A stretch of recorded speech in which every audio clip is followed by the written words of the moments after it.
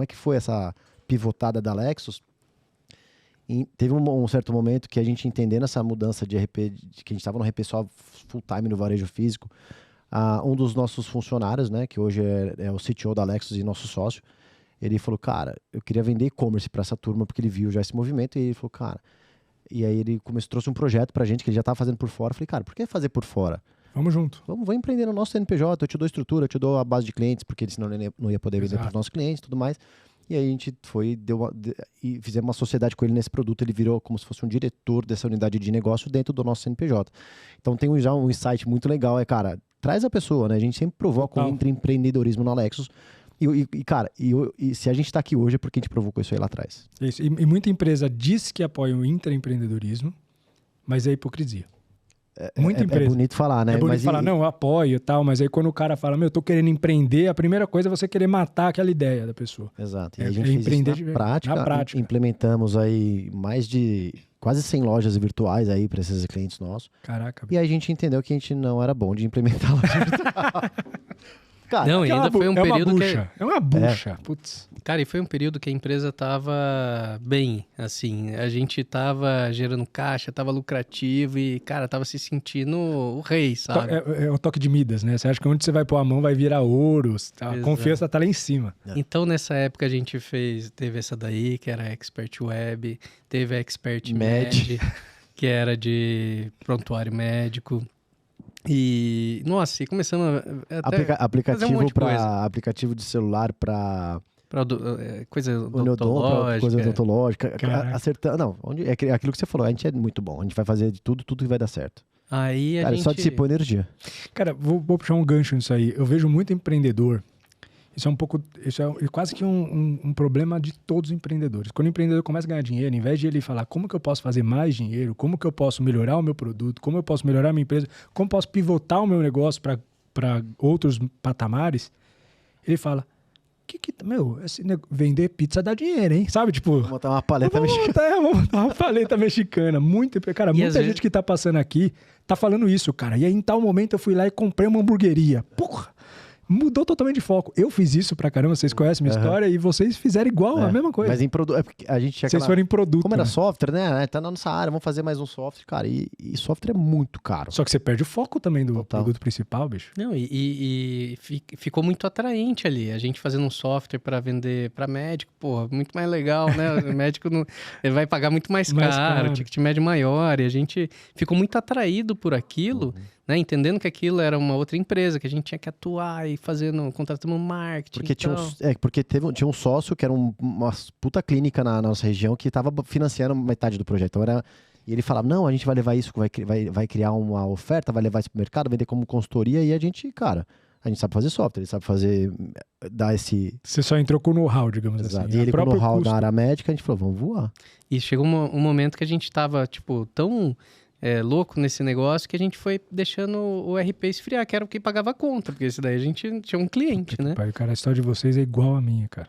E deixamos um monte de pessoas despreparadas tocando o seu negócio. O RP, porque a gente colocou os melhores A vaca leiteira, que estava bancando tudo aquilo, de certa forma, até de forma estável, por isso que vocês tiraram o pé, começou a degringolar.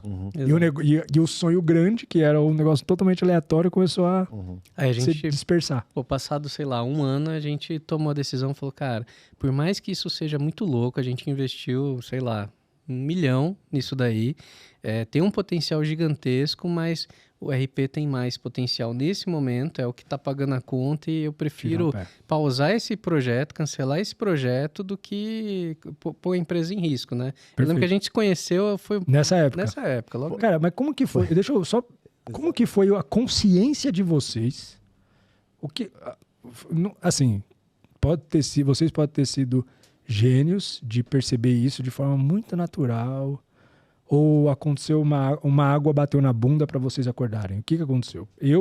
Quando eu tive vários negócios e no final percebi que eu estava perdendo foco e que eu tinha que voltar para o foco inicial porque tudo isso era distração, foi por um problema financeiro. Nossa, foi um caos na Lexos. Virou um caos. O que fez vocês despertarem e falar, desse jeito não vai dar? Ou vocês tiveram consciência antecipada e mudaram o rumo? Vamos abandonar um projeto de 1 milha investida e vamos focar aqui. Foi do nada? O que aconteceu lá? Cara, não, bateu na bunda, com certeza.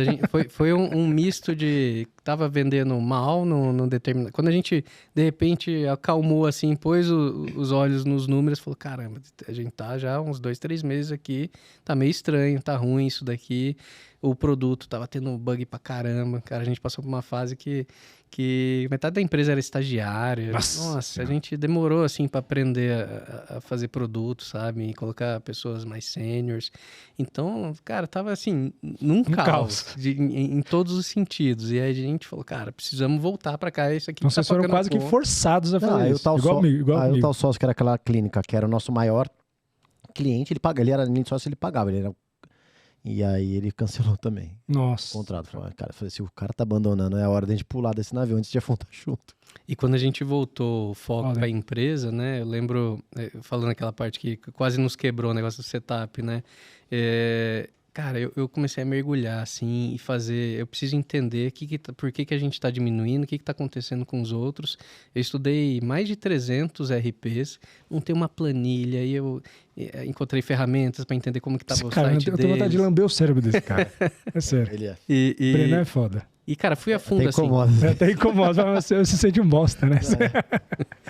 E fui a fundo para entender como que ele estava se posicionando na internet, como que estava o tráfego dele, como ligava para entender qual que era o preço, como que estava cobrando e tal. Fez um benchmark de 300 nomes. Puta que pariu. Até conseguir entender que, cara, tinha um motivo principal, assim, meio...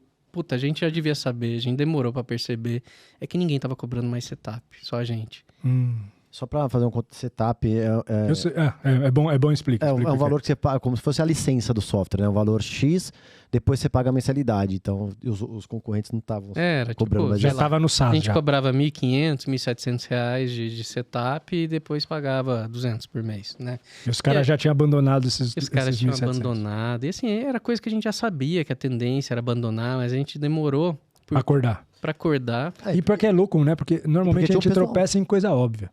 É maluco isso. Eu também tropecei os meus maiores tropeços foram em coisas óbvias, que eu até sabia. Lembra que eu falei que se eu fosse fazer um story, antes do problema eu falaria o que deveria ser feito? A gente tropeça em coisa óbvia, é estranho. Cara, a gente chegou num ponto que a gente tava com... Esse setup representava 20% do nosso faturamento. Caraca. E a gente tava com a empresa caindo muito a venda. Perdendo cliente. A gente tava ficando negativo, porque já tava... Cara, quando você chega num determinado tamanho, você precisa de 2, 3 meses ruim pra você estar bastante negativo já, né? E já tava estourando nossos limites, fomos tentar crédito, não tava conseguindo. Nossa, cara. Isso foi que ano? 17, eu acho. Foi a época que a gente se conheceu, então, em média. Foi um pouquinho antes. E aí a gente apostou em mergulhar. Eu fiz um desenho, um plano de negócio do que ia acontecer. Falei, cara, vamos cortar esse setup, mas ao mesmo tempo a gente faz um plano de cobrança anual com desconto, então o cara vai pagar a mensalidade dos 12 meses antecipado, então meio que substitui, mesmo assim não ia dar tudo.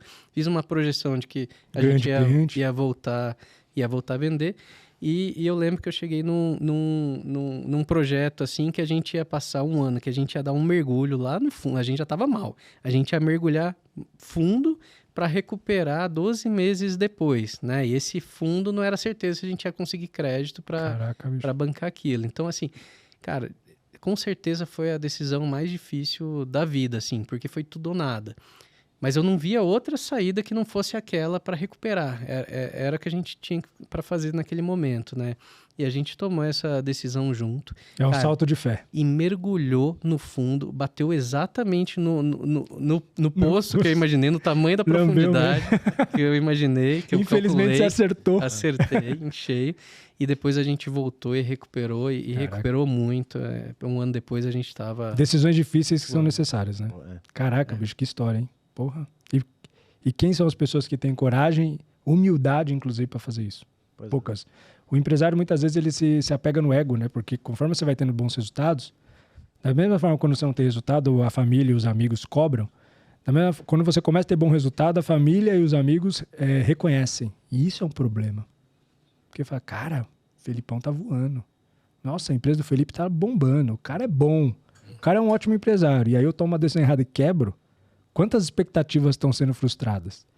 E aí esse ego vai gerando um problema, porque conforme você vai tendo sucesso e as pessoas te reconhecendo também, isso gera uma bagagem de dívida, porque por mais que isso foda-se o que os outros pensam, mas não é assim que funciona o cérebro, de forma tão simplificada assim. E você olhou pra isso e falou, cara, vamos ter que mergulhar aqui nesse furacão mesmo, e foi. E o importante E nessa quando época... ele te mostrou isso? Cara, a gente sempre vai conversando junto, assim, eu e o Breno, a gente somos opostos ali na parte de habilidades, de skills, né? E mas o bom é que a gente tem os mesmos valores, né? Então, assim, É o que faz dar certo. a base da essência de uma boa sociedade é isso. E a gente respeita muito a opinião do outro. Então, o Breno, tudo que ele faz, ele chegava e me apresentava, eu falei, cara, você acredita? Vamos. Eu também acreditava, vamos. Deram as mãos e vamos foi. pular no poço junto. A gente sempre se sintonizou muito rápido, assim, né? E sempre deu pra ver que vocês funcionam muito bem. Bastante.